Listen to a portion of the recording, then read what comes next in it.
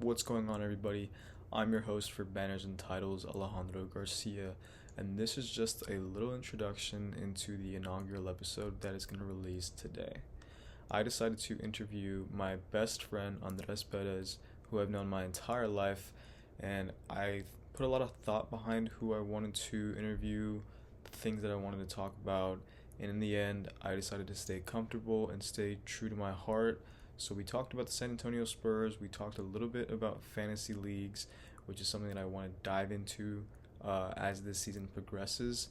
He is a sports fanatic. He knows the Spurs like the left side of his hand. I mean, he breathes the black, white, and silver. And it was just a very smooth episode that went along and was recorded. There are things that we talked about that, as I stated a little bit earlier, I want to dive into later. There are topics that, we cover briefly. There are topics in the episode that we dive into a little deeper. But without further ado, this is the first episode of Banners and Titles with a special guest, Andres Perez, and I'm going to go ahead and let that roll now. Thank you.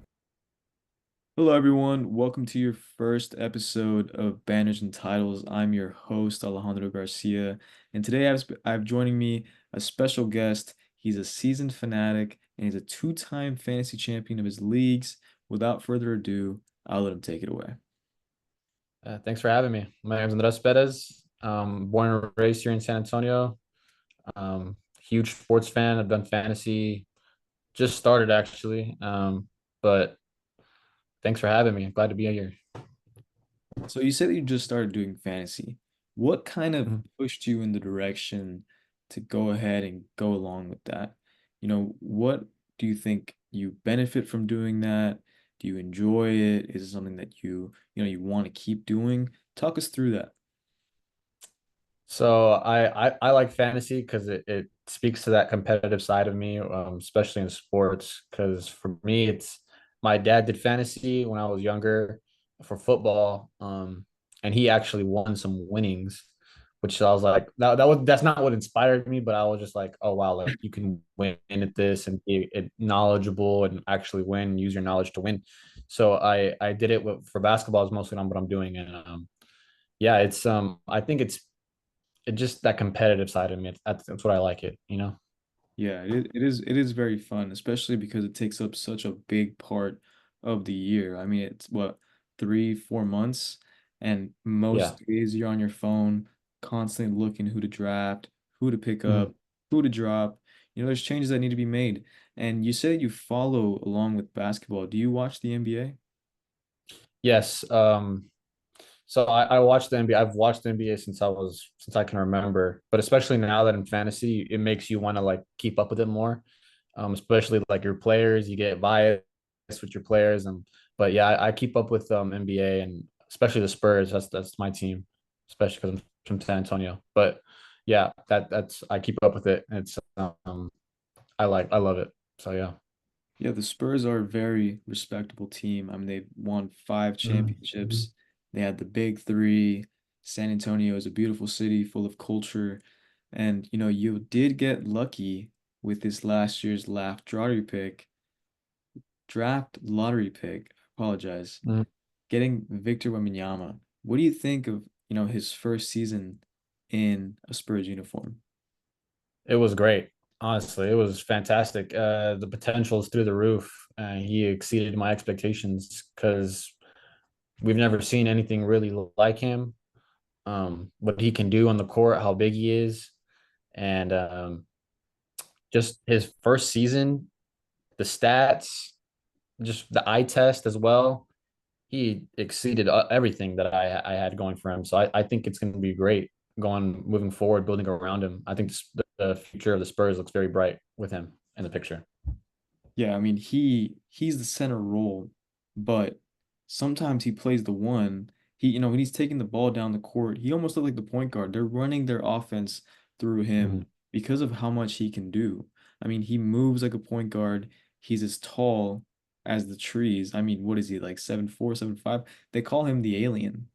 And I don't know Mhm. about you, but I've seen him in person, and he is just humongous. I mean, he's a unit. Do you think that the Spurs are using the right tools around him? Do you think they need to pick someone else up to kind of help propel his career in the forward progression? What do you think? Yeah, for we're definitely in our rebuilding years, so we definitely need to build around him. But I think our first step should be a good point guard. Any good team needs a good general. So a point guard is definitely needed for us. One who can pass him the ball well, because he can do anything on the court. He can grab the ball from anywhere. You throw it to him. So I think we need a good point guard who can facilitate well and pass well. So I think that's the first key piece we need to start another run at the title, maybe a potential dynasty, hopefully. There was once a dynasty here in San Antonio with the big three, that being Tony Parker, Manu Ginobili, and Tim Duncan, who are now Victor Wembanyama's mentors. And they're still under the same coach, Greg Popovich, who could potentially be the greatest NBA coach of all time. I'm not saying he is. There's a lot of controversy behind that comment, but he's definitely up there. And, if you're looking to land somebody and put him next to such a generational talent, I mean, they're saying that Wembanyama might be a GOAT by the end of his career if he keeps going at this pace. Arguably, he was robbed for Defensive Player of the Year, but who do you think would be the best fit? I mean, there's talks of Paul George from the Clippers, there's talks of Trae Young from the Hawks. Who do you think would be a really good fit for someone like Wembanyama? So I'm a little biased because I'm also a very huge fan of Trae Young from the Hawks. I love watching him play ever since Oklahoma. I've been a fan of him, and he's from Texas too, which I like. But I think he would be very good with the Spurs. He can pass well. He averages like I think his assist numbers are like in the double digits, like 10 or 11 assists a game. That's Mm. with the Hawks. If he had Victor Wembanyama on his side, someone who's running the floor like him, as big as him, he'd probably he'd have a lot more assists. I'll tell you that. And so I His think he'd be stats, a really great fit. his stats would Yeah, definitely stat. skyrocket. Hmm. I mean, Trey Young is just one of those players that, in his first three seasons, he was, one of the showboats of the league. He has the handles. He would throw up lobs to Clint Capella and John Collins often. And, maybe with the gas that the Atlanta Hawks have been running on the past couple of years dying down, they could be making a turnaround. They could be making a difference with how their team looks. And if they were to send Trey Young to the Spurs, I think it would be a great fit. Yeah, I agree. And Hawks, as now that they have the first pick in the draft, the upcoming in a couple days, they're gonna want to maybe look to go a different ways. I know they wanted originally that to be that guy was Trey Young, but they already made their run at the chip, I guess. They made their playoffs run and didn't really work out. So they might be looking to get rid of him, maybe start something else new, or they might be looking to keep him somehow. But the thing is Trey Young happy himself? So that really begs the question is if he's happy. So if he wants to do a whole new rebuild with another team, it should be the Spurs with Victor Wembanyama, who he has high praise for, um, which I think would be the best fit for Trey Young, like I said earlier. So yeah, I think he could be very good. Yeah, I definitely think that it would be a very yin yang kind of situation going on there. Mhm. And with the NBA season coming to a close, I believe it was about a week and a half ago now. What did you think of the finals? What did you think of the Celtics winning their 18th banner? Yeah, I mean, I know it's kind of a joke, but they said like the first 16 banners are like with plumbers, and then the last two banners are like the ones that really matter. They were a It very doesn't long really, time ago, yeah, it was there were a long time ago. but they're still, There's still documented championships, so you have to respect it. And as far like I'm not a huge fan of the Celtics, but I guess I am a fan of a couple players, which would be like Jalen Brown, who just won the Finals MVP, who I think was well deserving of it. And Derek White, I like Derek White, who was a former Spur.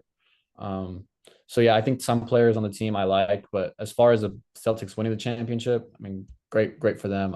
They broke the record now. They have 18 championships, so that could be a potential dynasty too. You never know, but we'll see, I guess. it did always seem, at least for the past 4 or 5 years, that the Celtics were making good runs in the Eastern Conference to make it to the Mhm. finals, but we're often coming up short, losing in the second round, losing in the conference finals, but they finally got it done here against a Dallas team that maybe underperformed. They have stars like Kyrie Irving and Luka Doncic, but throughout the playoffs, it was often that they were the only ones shining. What do you think that does for a team like the Dallas Mavericks to realize that they got so close and they couldn't get it done? Well, it makes you get like as a team, you get like two options. You want to either run it back, you want to do that same team again, maybe just make some tweaks, or you want to maybe just get rid of some players if they're not happy and maybe just find something else new that works, which is not that's a riskier route, I would say. But for the Mavericks, I think they can run it back. I mean, that was a great team. I think if they do better earlier on in the regular season, I think they can have a higher playoff placement, which could make a better run at the playoffs, a better chip. I mean, they went to the chip this year, which is great, but I think if they had a higher placement, I think they could have made a better run at it. And for I think they those could have made viewers, for those viewers who don't know, the NBA top eight seeds make it into the playoffs, and that. through those eight seeds, they are decided who they're going to play against. So if it's Mhm. one and you are the top of the seed, you will play the bottom seed. So it'll be one versus eighth. And that's very much what the Celtics did. They finished with the best regular season record. And a lot of people said that their route to the finals was a lot easier than Dallas Mavericks. Do you agree with that? Yeah. Um, kind of and kind of not really because it's their conference you could be seen as easier. The Eastern Conference you could argue was a lot easier. I mean, even like the winning percentage, the stats, the winning like totals for like the teams were a lot closer. Like the first and eighth seed for the Western Conference was a lot closer than the first and the second. So it's like you could easily say the Eastern Conference isn't as good as the Western Conference, but at the end of the day, you're still making a run. You still have to face teams on the road, at home. You have to win games consistently, and you have to close out a series, which is hard to do. And then you still have to win the chip. You still have to go against the best team from the other conference. So I would say yes and no. Like the conference, just it depends on the conference they're in. But like I would say it was a chip at the end of the day. So it's well deserved. It is a championship, and it's exciting because it's Jaylen Brown and Jason Tatum's first chip. And as Mm-hmm. you stated earlier, could be the start of a dynasty. There's been a lot of talks that the Celtics have been a dynasty, but not got the final result. And, when you look at the Dallas Mavericks, you look at that conference and you see a bunch of greats. You see the Spurs, who are arguably once a dynasty. You see the Warriors, you see Cleveland. And there's a lot of good players and there's a lot of good moves being made in the offseason. There's a lot of moves that you make in the fantasy season. So with this upcoming NBA fantasy draft, who are you looking to get? Who are your top prospects? Well, I haven't been doing fantasy for a very long time, but the 2 years in basketball that I did do it, I had Luca on both my teams, and I went to the chip for both those years. So I'm looking to get Luca again. It's very unlikely, but I would like Luca on my team. I'm also very biased. I want Wemby. He's my guy, I guess. So I want Wemby. I wanted him last year, but they were kind of gatekeeping him. So understandable. I would have done the same thing, but I want Wemby or Luca, someone of those two players for sure, or Yes, Trey Young. Like I said, I'm a someone fan of Trey Young. of that caliber. I mean, Luka Yeah, Doncic that caliber. was arguably the best draft pick this past NBA Mm-hmm. fantasy season. Nikola Jokic is always a solid bet. I mean, he's always going to put up monster numbers. But speaking on Wembanyama, it was his rookie season, but he was playing better than a lot of veterans. He was playing better than a lot of people, and he would impact the game a lot differently than what we've seen in recent number one draft picks. I mean, there was a lot of talks that he was going to be a bust, but he certainly exceeded expectations. Yeah, he exceeded everyone's expectations. I think he had a lot of pressure on him in those first couple games. So even if you look back at those games, he didn't really perform that great. But those were his first games. It's really hard to say anyone's going to perform well in that situation in that moment. But now that the season's over, we can look back and just see that he was completely dominant. I mean, it was it was awesome to watch as a fan, but as someone like trying to look at it from a non-biased view, like it's very scary to look at him and say, "Wow, this might be like the worst version of him." You know, his rookie year where he didn't Yeah, get the most minutes, he played under 30 minutes.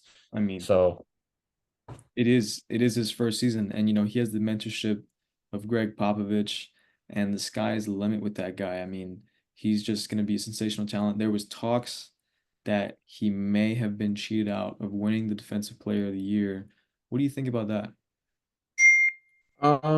it's valid, I guess, because if you look at it from like I said, I keep saying this, but like a non-biased standpoint, like if I'm looking at it from just like I'm not a Spurs fan, Wemby and Rudy Gobert, the person who won it, I'm looking at it like, yeah, I guess team wise, Rudy Gobert has an impact, but so does Wemby.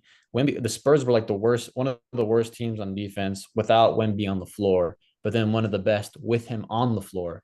Yes, they didn't have a lot of wins, but if you're impacting that team that greatly, I think that it should definitely be more of a question of the defensive player of the year rather than someone who just gets some blocks and oh yeah, they're a good seed, but you know we don't know. I think Wemby, you could look at it and say he got robbed, but I don't think he did. I think it was kind of deserved for Rudy Gobert this year, but I think looking next year, I think it's going to be more of a landslide in Wemby's favor. Yeah, I certainly agree. Victor Wembanyama could finish his career with 5 Defensive Player of the Years if he stays healthy, God willing. Um, but as we talk about all of these matchups, what do you think are going to be the first top six NBA fantasy draft picks next season? You Oh know, man, it's hard to say. Definitely Jokic and Luca. Um, I would say Giannis, Shea, who just you could argue got snubbed at MVP this year. Um, I would say maybe Wemby too.